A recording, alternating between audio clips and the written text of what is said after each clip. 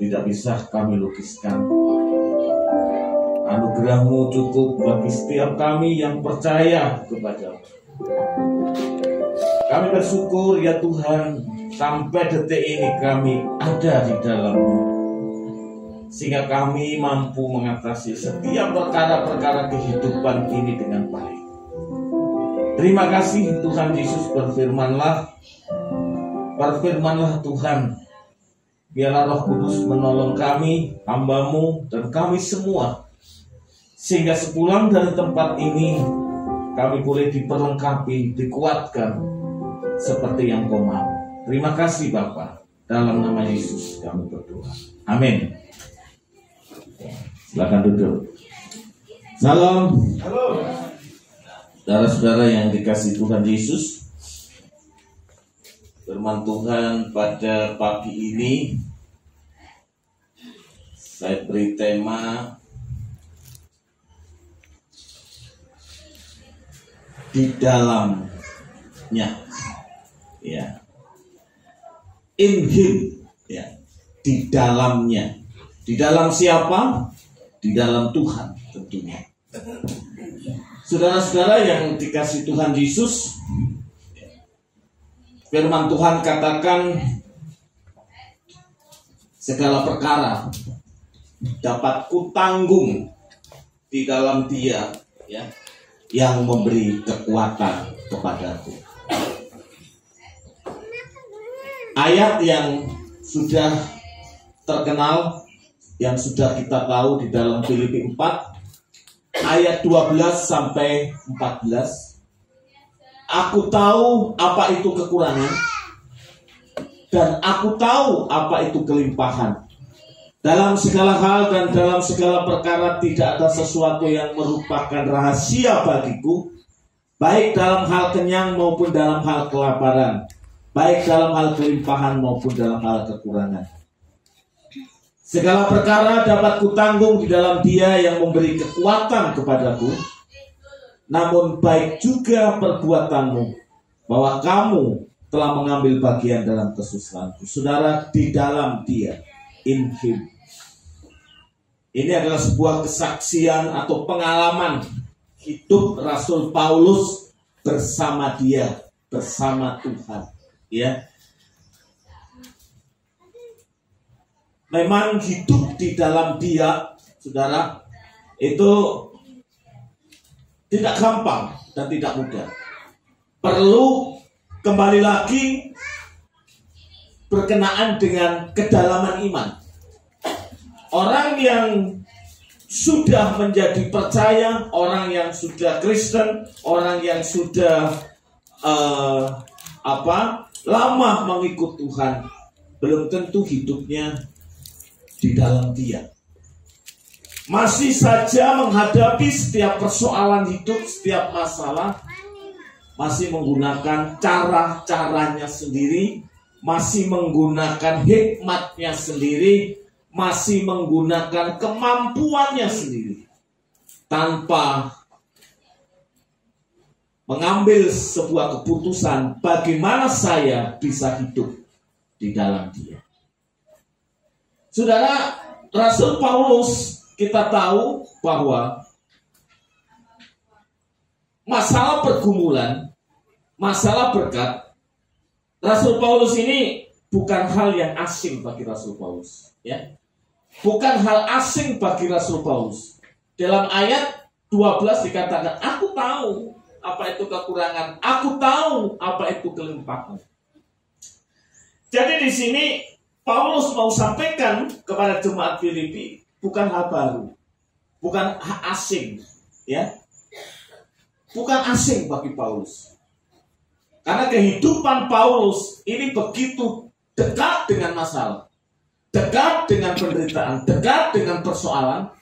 Tapi Paulus sudah lebih dulu di dalam Dia, dekat dengan Dia.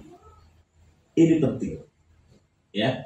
Saya ulangi, Rasul Paulus memang hidupnya tidak jauh dari masalah, tidak jauh dari pergumulan, tidak jauh dari persoalan hidup, tidak jauh dari masalah. Tetapi Paulus lebih dulu hidupnya tidak jauh dari Tuhan, bahkan hidupnya di dalam Tuhan. Ya. Ini yang menjadi rahasia Paulus. Paulus tidak masalah bagi Paulus. Masalah itu dekat dengan aku, persoalan itu dekat dengan aku, kesulitan itu dekat dengan aku. Paulus nggak begitu masalah. Ya. Kenapa? Karena Paulus sudah hidup di dalam Dia, Paulus sudah dekat dengan Dia, dan Dia, Yesus Kristus, Allah yang hidup, sudah dekat dengan Paulus. Kalau ini terjadi dalam hidup saudara dan saya, percayalah tidak ada masalah yang menjadi masalah. Ya. Tidak ada persoalan yang menjadi persoalan. Ya. Saudara, aku tahu apa itu kekurangan, aku tahu apa itu kelimpahan. Berkat bukan hal asing. Kesulitan bukan hal yang asing. Ya. Dalam segala hal dan dalam segala berkat tidak ada sesuatu yang merupakan rahasia bagiku. Baik dalam hal kenyang, baik dalam hal kelaparan, baik dalam hal kelimpahan, maupun dalam hal kekurangan. Gak asing. Itu dekat dengan Paulus. Tapi saudara, Paulus sudah lebih dekat dengan Tuhan daripada dekat dengan masalah. Lebih dulu dekat dengan Tuhan. Ya, lebih dulu dekat dengan Allah, lebih dulu melekat kepada Allah. Sehingga seperti pujian katakan, segala perkara dapat ku tanggung. Ya. Di dalam Dia yang memberi kekuatan. Itu jelas. Di dalam Dia, di dalam Dia, di dalam Dia. Selama di dalam Dia, saudara, apapun masalah, bukan berarti masalah itu menjauh. Masalah itu dekat. Tetapi kalau sudah di dalam Dia, sudah di dalam Dia, perkara apapun itu bisa terlewatkan karena Tuhan menolong dan menyelesaikan, memberikan penyelesaian di dalam hidup kita. Ya, saudara, masalah boleh besar, ya, kita boleh lemah, tapi kesanggupan ini karena ada di dalam hadirat. Masalah boleh ada, masalah boleh dekat, ya, karena hidup nggak mungkin nggak ada masalah. Karena hidup nggak mungkin bisa menyuruh masalah untuk keluar, saudara. Masalah itu selalu ada, kesulitan itu selalu ada, persoalan itu selalu ada. Tetapi selama kita ada di dalam hadirat Allah, ya, ini antara masalah dengan kita seolah-olah besar masalahnya. Tapi yang membuat kita besar, membuat kita hidup adalah saat kita ada di dalam Dia, bukan di luar Dia. Kalau di luar Dia, sekecil apapun masalah itu akan menjadi masalah. Tapi kalau kita sudah di dalam Dia, sebesar apapun masalah tidak lagi menjadi masalah. Ini penting dalam hidup Paulus dan dalam hidup kita. Masalah itu gak asing, ya. Makanya kalau kita punya masalah jangan diceritakan sama orang. Kadang orang itu pun juga punya masalah. Bahkan dia juga, Allah, aku juga punya masalah. Begitu. Itu sebabnya kalau ada masalah jangan dibuat status. Ya. Kalau ada masalah justru harus betul-betul cari akar persoalan itu dan kita harus menghadapinya dengan penuh hikmat dan percaya bahwa Tuhan Yesus menolong kita. Kecil, kita pun juga kecil. Ada kelemahan, ada keterbatasan dalam hidup kita. Kita sepertinya melihat masalah ini besar. Bahkan mungkin besar masalahmu, mungkin besar perkaramu. Selama ada di dalam Dia, kita bisa menyelesaikan dengan segala perkara dapat ku tanggung di dalam Dia yang memberi kekuatan kepadaku. Di dalam Dia, ya, di dalam Dia, Dia memberi apa? Kekuatan. Woi, saudara, memberi kekuatan. Masalah besar, tapi bisa kita hadapi. Dia memberi kekuatan kepada kita. Wah, besar. Ya, dengan semangat kita hadapi hidup ini. Apapun persoalan kita hadapi di dalam hidup ini. Karena apa? Dia memberi kekuatan.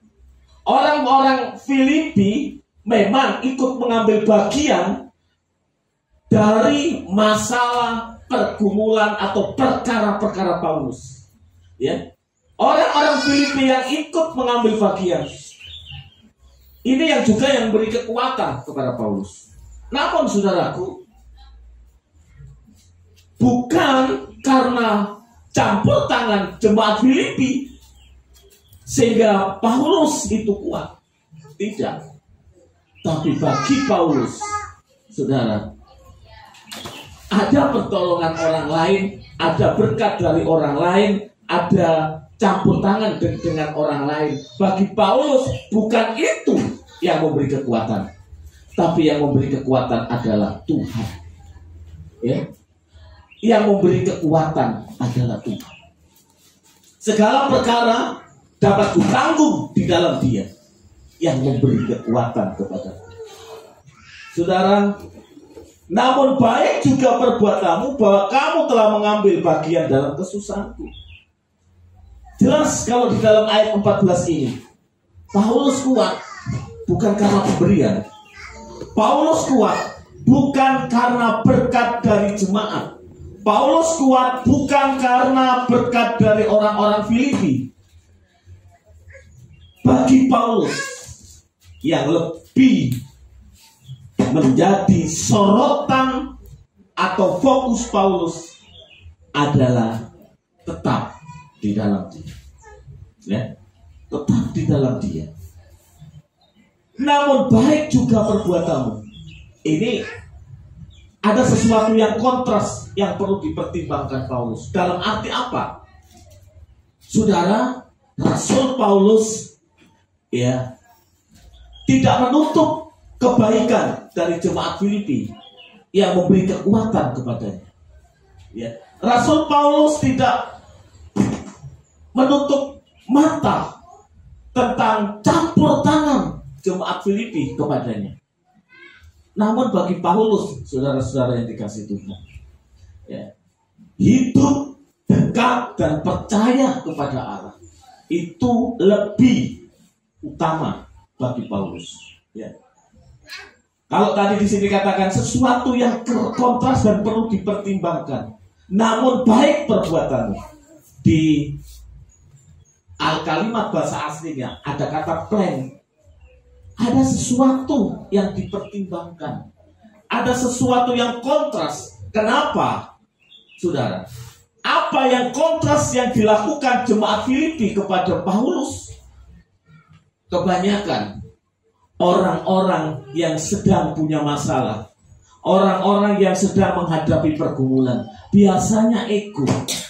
Ya, sing egois, kepentingan dirinya sendiri, nggak mikir orang lain, nggak memperhatikan orang lain, ya, lebih egois. Yang penting aku bisa dan seperti aku, yang penting aku sanggup.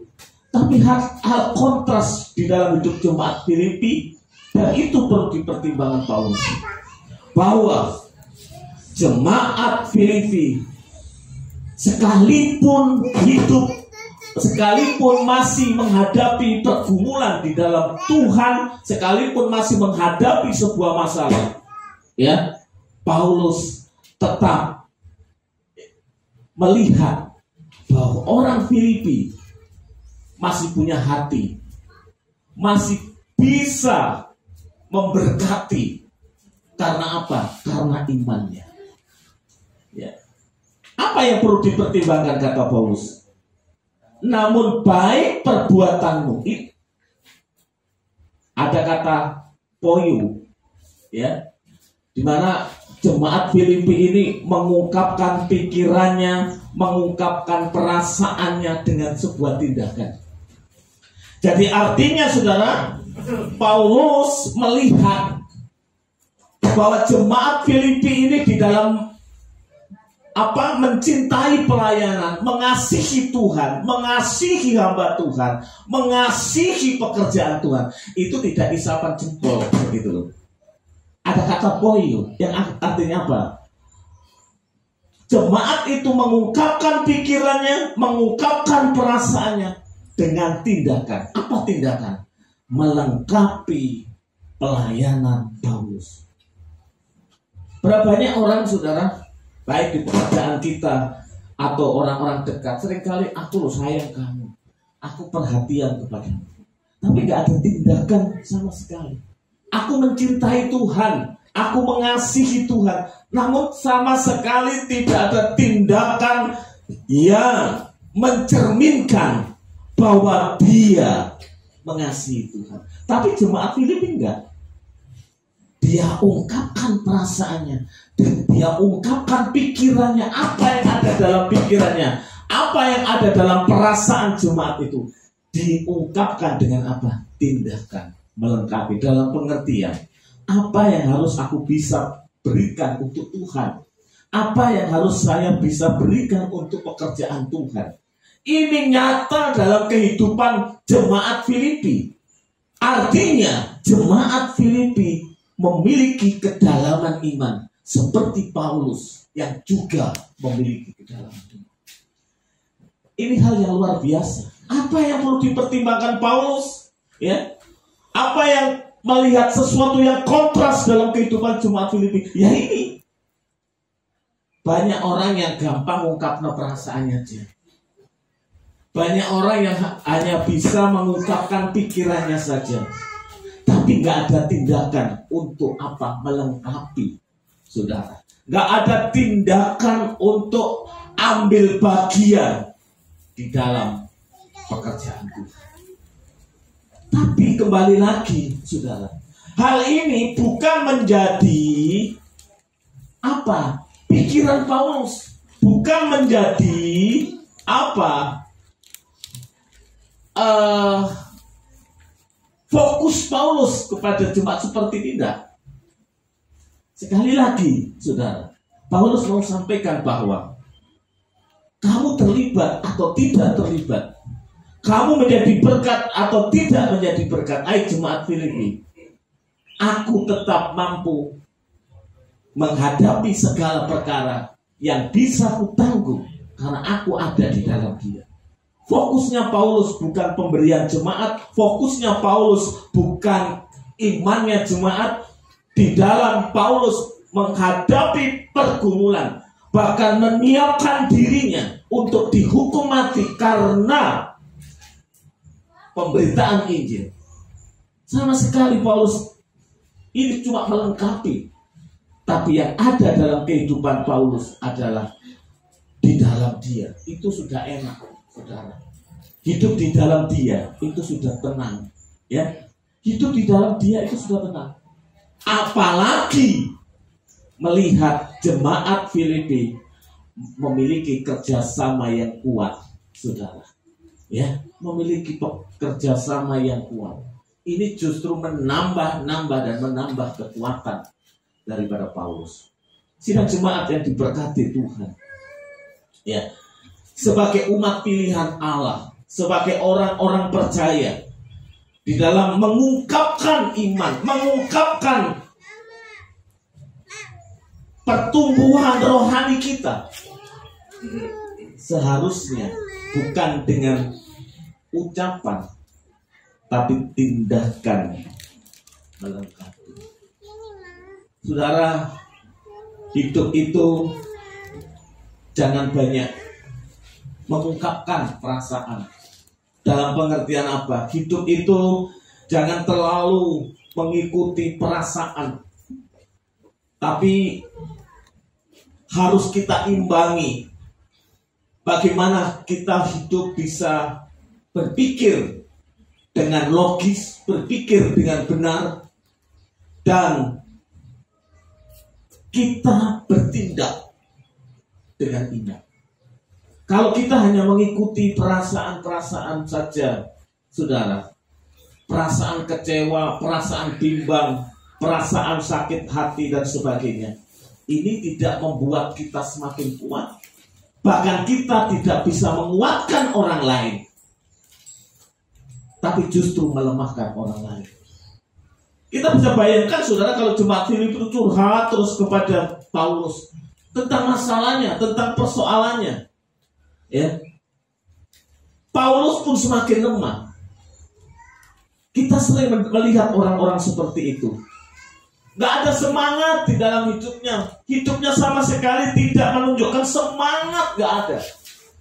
Yang justru ditunjukkan adalah semangat curhat, mudoroso. Saudara, orang seperti ini, kalau kita punya sahabat seperti ini, kalau kita punya teman seperti ini, justru semakin berat. Justru semakin berat. Coba saudara punya teman, ketemu, gak duduk, ya opo ya, gimana hidupnya? Waduh, ya apa ini? Gak kayak dulu, gak kayak ini. Aduh, bagaimana hidup saya kok seperti ini. Saudara punya teman seperti itu, ya. Sebelum ketemu orang ini sudah sakit perut, ketemu orang ini sebenarnya nggak sampai diare, bisa diare, ya. Sebenarnya sebelum ketemu orang ini, Anda sakit, Anda pusing. Tambah ketemu orang seperti ini, migrain. Loh, betul. Karena hidupnya tidak memiliki semangat, hidupnya tidak menunjukkan semangat, kemauan. Ya. Kemarin saya besok, ya, sama Aris, sama jemaat. Orang ini sebenarnya gimana ya? Pengetahuan Alkitabnya cukup, ngerti, ya. Pengetahuan Alkitabnya cukup, iya cukup lah, bahkan lebih dari saya. Oh, dia sudah masuk S3, ya, sudah cukup, sudah hafal Alkitab itu.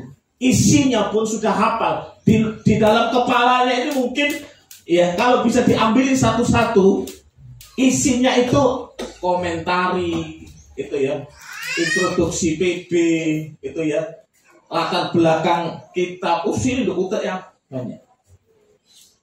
Tetapi saudaraku yang dikasih Tuhan ya, semangat hidupnya kurang. Bahkan yang lebih ke depan adalah perasaannya. Ada perasaannya.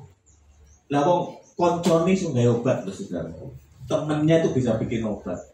Dan banyak yang ditolong, pasiennya juga banyak. Kenapa nggak ngomong gitu ya? Sampai parah seperti itu. Ketika saya tanya, opo nggak cerita? Bolo dhewe lho iso gawe obat, sungkan. Ya. Sungkan. Hidupnya justru bagi saya kasihan bukan karena kasihan apa? Kenapa sampai seperti itu? Diabetesnya sampai seperti itu. Ya. Maaf saudara, orang itu kalau kena diabetes pikirannya ruwet. Pasti. Lu betul. Diabetes, apa maneh kolesterol dhuwur, ya, kencing manis. Ya padahal ya diabetes kencing manis. Sudahlah, persoalan seperti itu berarti apa? Masalah, ruwet. Ya. Pasti ruwet. Betul. Oh, hidup ini banyak masalah. Iya, terus ngapain? Mau nggak ada masalah? Mati. Paulus ini bukan nggak ada masalah, dekat dengan masalah, tapi Paulus bisa atasi di dalam dia. Loh, masa sih hidup di dalam dia kok masih ada putus asa, kebimbangan? Alkitab bilang apa? Hati yang gembira adalah obat. Loh, cukup saudara hatimu senang, lo sukacita gitu ya, sukacita, tenang, kan Allah ya. Betul. Tidak akan pernah kena penyakit yang jenenge diabetes. Saudara, benar. Ya, tanyakan para ahli. Orang kalau sudah kena diabetes, ruwet, makanya aja ruwet. Ya. Ketika kita ruwet, saudara, ya, maka yang berat itu kita sendiri. Justru temanmu juga ikut berat, saudara. Ya, coba kalau saudara punya teman dekat seperti itu, apa ya gak abot? Ya. Abot. Tapi satu hal, ya. Kita belajar dari pagi ini. Jangan bergantung dengan perasaanmu. Jangan hidup dengan perasaanmu. Tapi kita harus punya perasaan, betul. Bukan nggak punya perasaan. Artinya jangan bergantung dengan perasaanmu. Perasaan itu bisa salah. Tapi bergantunglah kepada Dia. Kalau kita bergantung kepada Allah, kita hidup di dalam Dia, maka kita punya perasaan, tapi tidak hidup dalam perasaan. Beda. Orang kalau hidup dalam perasaan, bawaannya tersinggung aja, ya, lorong hati, ya, menceritakan hal-hal yang negatif dari orang lain. Nggak ada ucapan syukur, itu nggak ada. Itu betul. Tambah loros, saudara, tambah sakit. Apalagi pandemi ini. Wah, lebih baik apa? Jaga diri, jaga hati, minum banyak vitamin. Beres. Itu. Rasul Paulus melihat jemaat Filipi yang seperti itu tambah kuat. Sudah di dalam Tuhan kuat, tapi melihat semangat jemaat seperti itu tambah kuat. Makanya kalau kita jadi sahabatnya siapa, kalau kita kenal siapa, setidak-tidaknya, saudara, kita adalah bagian daripada kekuatan mereka. Itu yang harus menjadi kita perhatikan dalam hidup ini. Kekuatan itu ada, sekalipun ada atau tidak ada pemberian. Kenapa? Di dalam Tuhan. Kekuatan itu ada. Rasul Paulus gak pernah berpikir dalam hatinya bagaimana saya bisa mendapatkan sesuatu dari jemaat Filipi. Gak ada. Gak pernah ada dalam pikiran Paulus. Apa yang harus saya dapat dari jemaat Filipi? Rasul Paulus melayani Filipi, Efesus, setiap gereja-gereja. Ya, memang Paulus, firman Tuhan katakan, layak menerima upah dari jemaat. Tapi Paulus sama sekali nggak memikirkan bagaimana saya mendapatkannya itu. Berbeda, saudara, ya, dengan hamba-hamba Tuhan zaman sekarang. Hamba Tuhan zaman sekarang itu kalau melayani dihitung untung rugi, ya, dihitung untung rugi. Kalau nggak untung alasannya macam-macam. Banyak pelayanan lah, inilah, itulah. Ya. Salah satu teman saya cerita kepada saya. Dia mengundang satu hamba Tuhan, ya. Setelah itu diundang lagi, nggak bisa. Diundang, minggu ini bisa enggak? Saya ada di sini, minggu ini enggak. Nah, singkat cerita, saudara-saudara, hamba Tuhan yang nggak mau diundang ini cerita. Nah, kok ya pas gitu ya. Ya, yang diceritani itu adalah masih sepupuan, ya, dengan orang tua teman saya ini. Jadi masih ya saudara. Cerita gitu. Kenapa? Aku ini melayani, target saya itu sekian. Kalau saya nggak dapat, wah susah. Saya ini sudah S2, sekolah itu bondo. Aku pelayanan gak oleh, itu kan gak iso mengembak balik no bondoku sekolah. Ngomong gitu, saudara. Aduh, zaman sekarang ini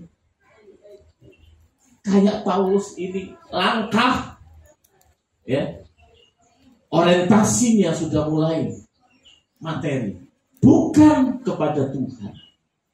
Demikian juga kita sebagai siapapun kita, apapun posisi kita, selama orientasi kita bukan di dalam Dia, kita ambruk, saudara.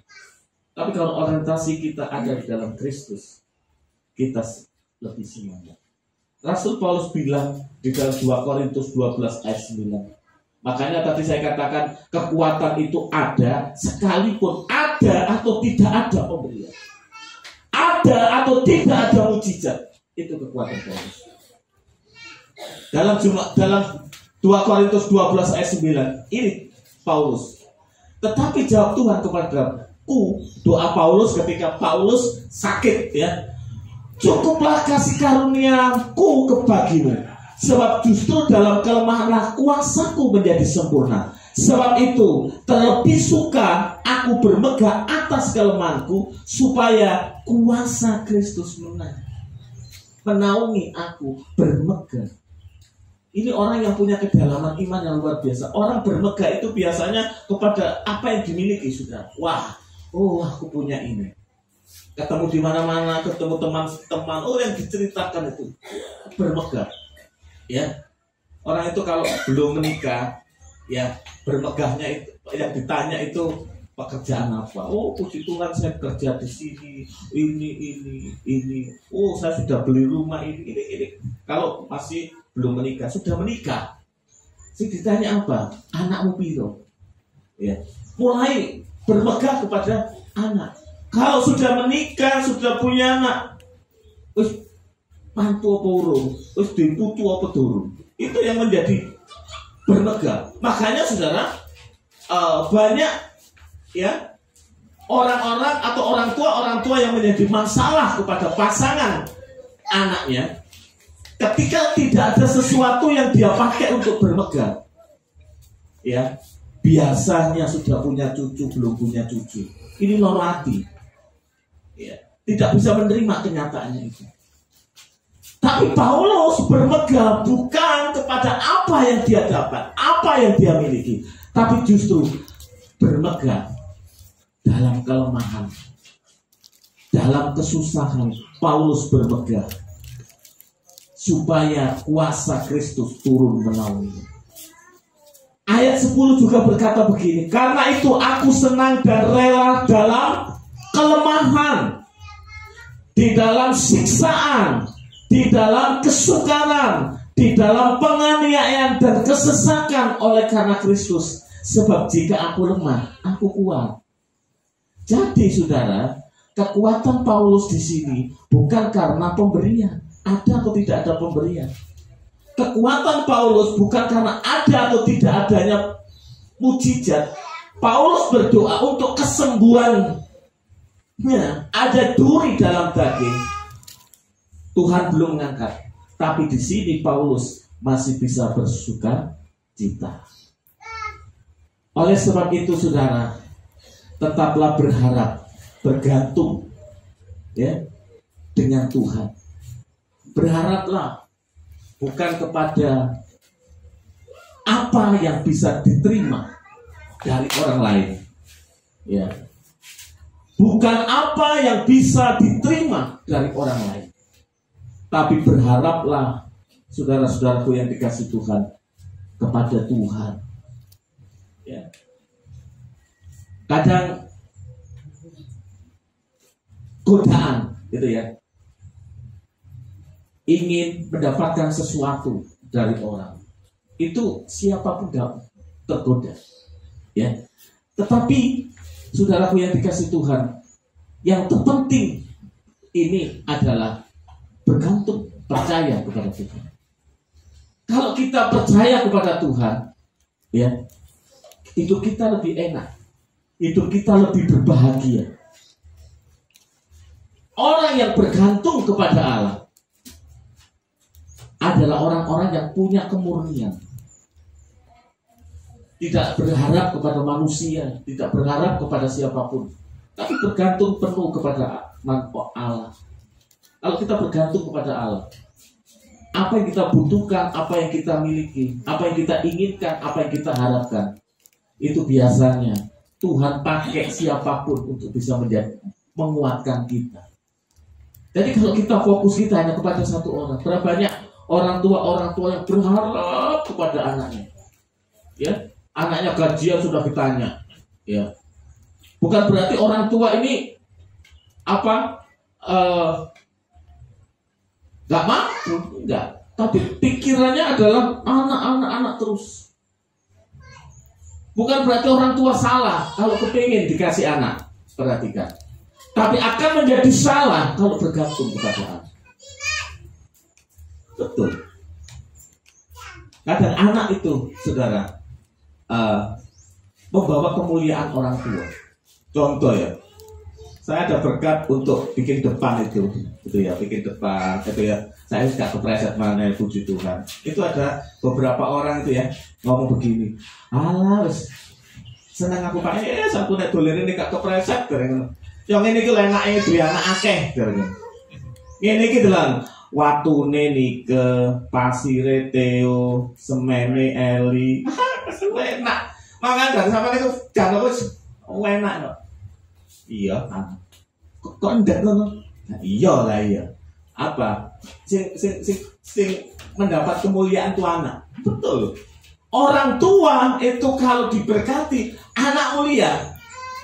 Kalau anak diberkati, belum tentu kemuliaan itu ada pada orang tua. Itu sebabnya kita sebagai orang tua harus apa? Harus semangat bergantung penuh kepada Allah. Supaya apa? Supaya kita kuat. Ini wong donga ya, berdoa kepada Tuhan. Di dalam Dia dapat menanggung segala perkara. Di dalam Dia selalu ada kekuatan. Ada atau tidak ada campur tangan orang lain, tetap kuat. Tetap kuat. Tingkap-tingkap langit masih bisa dibuka Tuhan. Keran 1 kosong, keran 2 bisa dibuka oleh Tuhan. Kalau hati kita fokus kepada Tuhan, hati kita enggak ini saudara, enggak terkotor oleh apapun, tetap murni. Karena fokus kepada Allah. Dan hari ini percayalah, kita harus ada di dalam Dia. Semangat di dalam Dia. Tuhan Yesus memberkati. Mari kita berdoa. Terima kasih atas berkat-Mu hari ini, atas firman-Mu yang Tuhan sudah sediakan buat kami. Kami rindu, kami terus tetap di dalam Dia, supaya itu kami lebih hari lebih kuat. Terima kasih Tuhan Yesus. Di dalam Tuhan Yesus, di dalam Allah Bapa, di dalam Allah Roh Kudus, kami terus mengandalkan seluruh kehidupan kami. Terima kasih Tuhan Yesus. Di dalam-Mu kami berdoa. Amin.